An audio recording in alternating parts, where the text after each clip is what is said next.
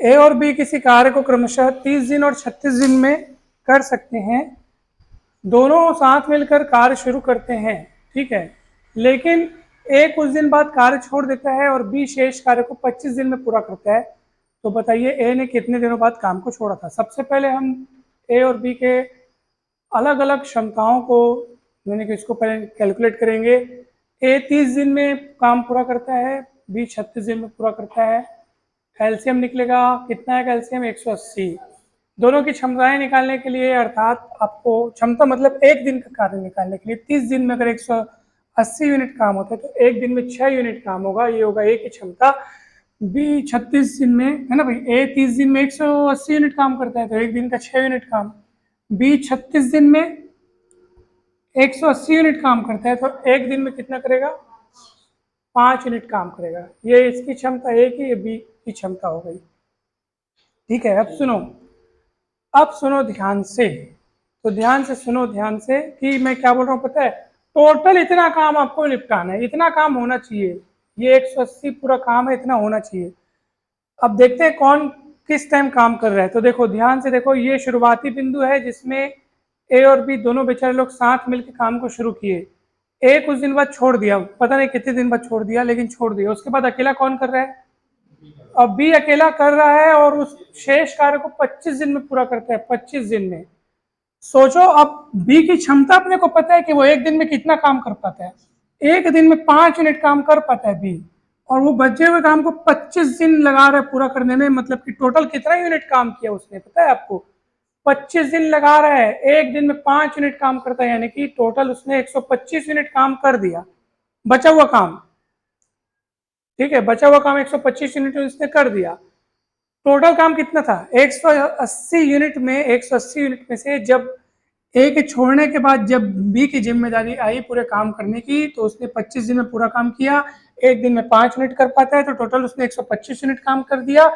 180 में से 125 यूनिट काम तो बाद में हुआ है। तो पहले कितना काम हो गया, जब दोनों मिलकर करते थे तो वो 180 में से 125 मतलब 55 यूनिट काम तब हो चुका था जब दोनों मिल रहे थे, दोनों मिलकर काम कर रहे थे, ठीक है। तो दोनों जब साथ मिलकर काम कर रहे थे तब 55 यूनिट काम हुआ था। तो ये देखते हैं कि ए और बी जब साथ काम शुरू करते हैं तब उनका एक दिन का काम कितना होता है, ये देख लेते हैं। तो ए की क्षमता 6 यूनिट है, यानी एक दिन का काम 6 यूनिट है। बी का एक दिन का काम 5 यूनिट है। दोनों का टोटल काम कितना हुआ एक दिन का।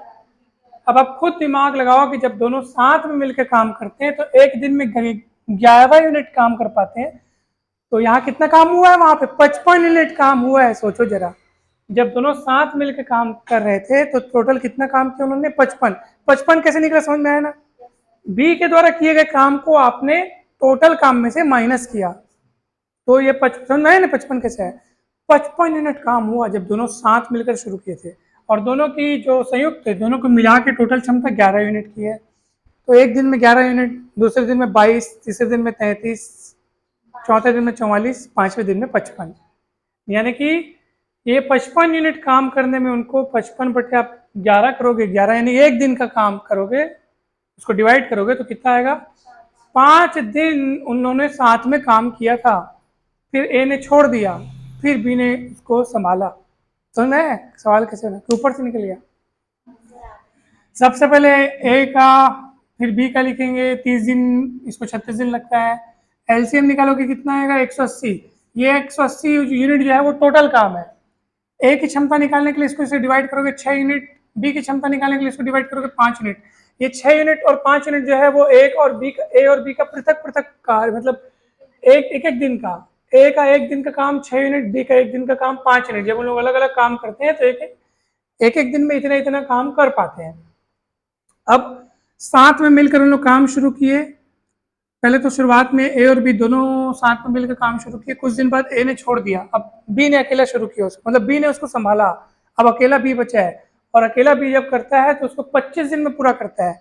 बी की क्षमता मात्र कितनी यूनिट है, एक दिन में 5 यूनिट कर पाता है बेचारा। 25 दिन लगाया उस काम को पूरा करने में, तो कितना यूनिट काम किया उसने, 125 यूनिट काम किया। लेकिन टोटल काम कितना है हमारा, 180 है ना, 180 यूनिट है टोटल काम, जिसमें से बी ने कर दिया कितना 125 यूनिट, वो भी बाद में, ए के छोड़ने के बाद किया उसने। तो बताओ कि पहले ए के छोड़ने के पहले कितना काम हुआ था, तो बोलोगे सर बी ने 125 यूनिट किया है, तो 180 में से 125 यूनिट तो अकेला बी किया है सर, ए के छोड़ने के बाद किया है, तो बचा कितना 55, यानी 55 यूनिट काम ए के छोड़ने के पहले हो चुका था।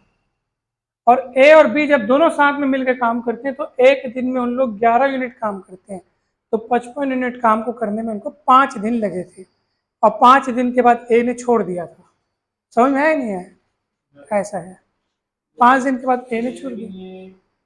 बी और ए का काम है, तो ए मान के बी मान के चलो 30 दिन काम किया। Very good. बी टोटल कितना दिन काम किया? टोटल बी ने 30 दिन काम किया है। कार्य का यूनिट मान के चलो 25 और जुड़ेगा, 125 में 150 काम किया। बहुत बढ़िया, हाँ सही बोल रहे हैं, सही बोल रहे हैं, सही बोल रहे हैं। लेकिन हमको हाँ बी ने टोटल ने 30 दिन काम किए, सही है, क्योंकि देखो ए के छोड़ने के बाद शेष कार्य को वो 25 दिन में पूरा करते हैं, शेष कार्य को 25 दिन में पूरा करते हैं। हाँ सही बात है, अगर प्रश्न में हमको ऐसा पूछा होता कि बी ने कुल कितने दिन काम किया, तो बी ने कुल कितने दिन काम किया? 30 दिन बी ने काम किया, ए ने 5 दिन काम किया, दोनों ने मिल के साथ में 5 दिन काम किया। Very good. 55 दोनों का काम है, और एक दिन में दोनों 11 यूनिट काम करते हैं मिलके, तो 5 दिन लगेगा उनको। ये अगर कितना काम करेगा तो उसको तो 6 से डिवाइड करते हो। हाँ 55 ये दोनों का काम हो गया 55 यूनिट, और जिसमें से एक, हाँ तो सीधी सी बात है 6 से डिवाइड करते हैं आप। लेकिन हमको हमेशा लगभग हर सवाल में उनके अकेले अकेले का तो काम दिया ही होता है ना, अकेले अकेले का काम क्षमता दी होती है हमको, हमको उनका संयुक्त तो निकालना होता है। तो समझ में आया नहीं भाई? थोड़ा बहुत आया होगा ना, अच्छे से आया होगा। चलो एक और करते हैं सवाल।